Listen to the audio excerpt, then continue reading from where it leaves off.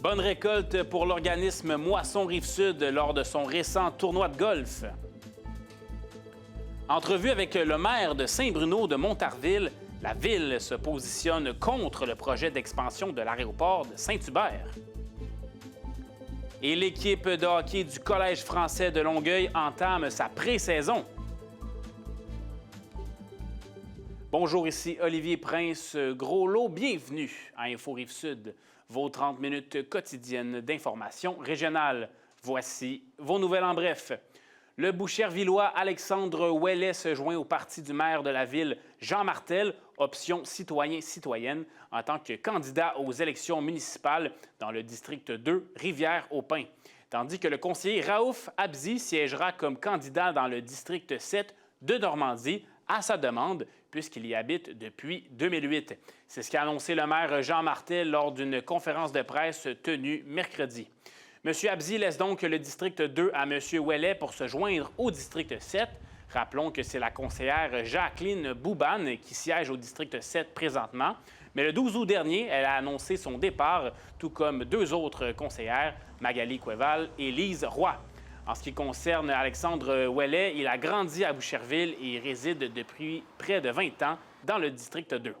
Il a étudié la musique et est un passionné de sport, ayant notamment été entraîneur de course à pied chez Cardio Plein Air. Il est actuellement entraîneur bénévole au club de course, le CCC à Boucherville, en plus d'être entrepreneur spécialisé en rénovation résidentielle. Le communiqué fourni par l'équipe de Jean Martel ne spécifie pas d'expérience en politique. Fait divers maintenant, le service de sécurité incendie de l'agglomération de Longueuil est intervenu mercredi après-midi à l'intersection des rues Paré et Davis à Saint-Hubert en raison d'un feu dans la benne d'un camion de recyclage. Le conducteur du camion de recyclage a ainsi déversé les déchets dans la rue, ce qui est la bonne chose à faire selon les dires du service des communications du CIAL. Les pompiers sont arrivés rapidement sur les lieux et ont maîtrisé le brasier situé dans les déchets. Il s'agissait d'une intervention somme toute mineure selon le CIAL qui a duré un peu plus d'une heure. Aucun blessé n'a été déclaré. La cause de l'incendie demeure inconnue, mais l'hypothèse de batterie au lithium et de mégots de cigarettes ont été évoquées. Le CIAL rappelle d'ailleurs l'importance de ne jamais jeter de piles au lithium dans les bacs de recyclage ou les ordures ménagères. Ces batteries doivent être apportées dans les points de dépôt prévus à cet effet. Et c'est le retour du hockey junior 3A à Longueuil.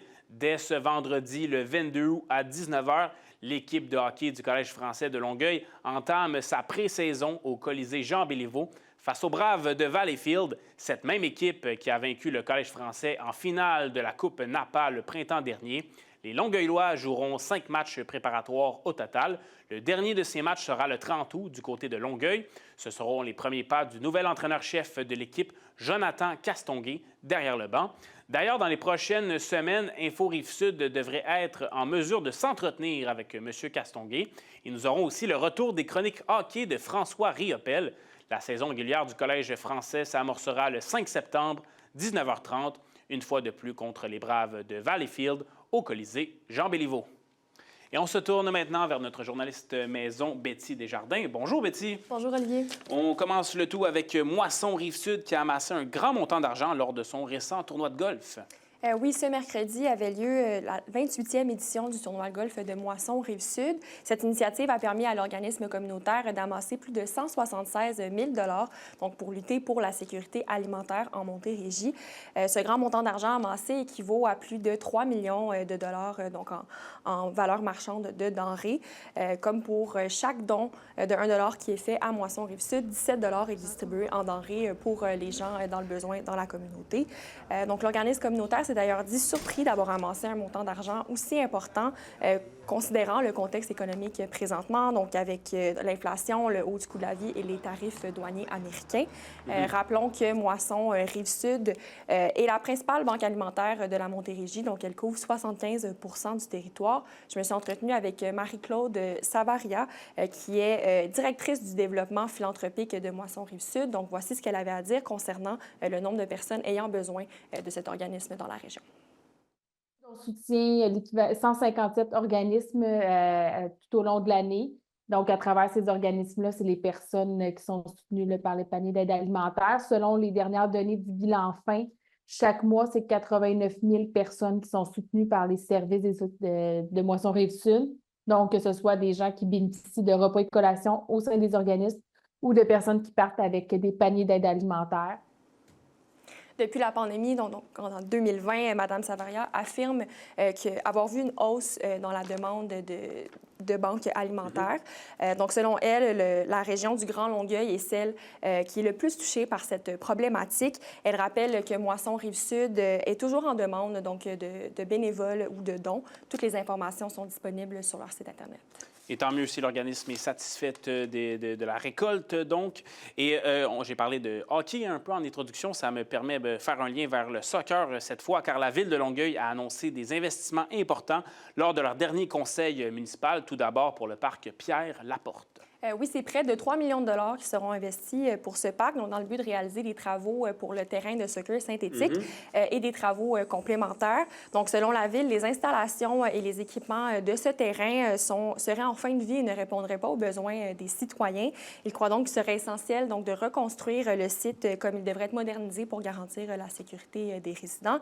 Également, les infrastructures devraient être adaptées donc, pour convenir aux besoins des résidents également. Donc, plus précisément, la surface synthétique serait remplacée et le système d'éclairage serait perfectionné.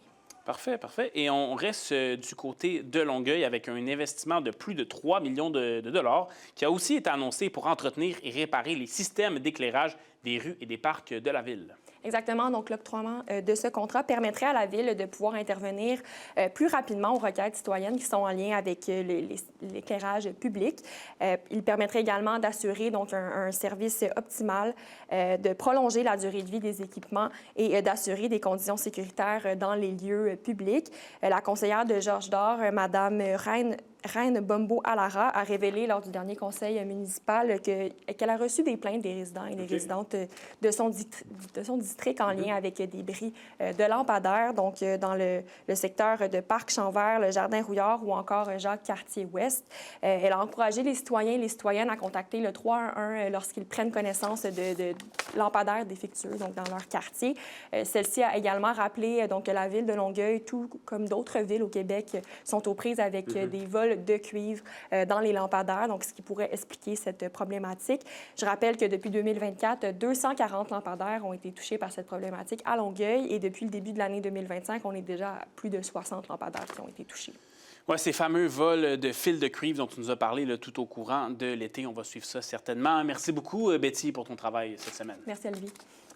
Et après la pause à Info Rive-Sud, après Longueuil, on parle de Saint-Bruno de Montarville, une entrevue avec le maire de la ville qui nous parle de la position là, de la ville en ce qui a trait à l'aéroport de Saint-Hubert. Restez là.